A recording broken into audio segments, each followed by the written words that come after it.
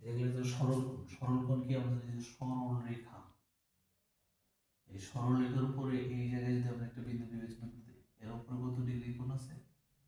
আমরা যদি এর উপরে একটা লম্ব দিলে এই পাশে হচ্ছে 90, এ পাশে হচ্ছে 90, এই পুরাটাকে বলা হয় সরল কোণ। তাহলে এটার মান হচ্ছে আমাদের 90 90 180 ডিগ্রি। এটা নিচেও আবার যেটা আছে এটাও কিন্তু এক সরল কোণ, এর নিচেও হচ্ছে 180 ডিগ্রি।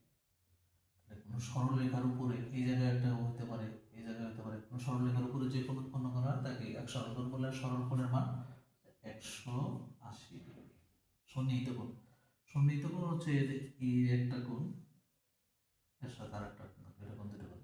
এই কোণের সন্নিহিত হচ্ছে এইটা, ওয়াই এর সন্নিহিত হচ্ছে এটা।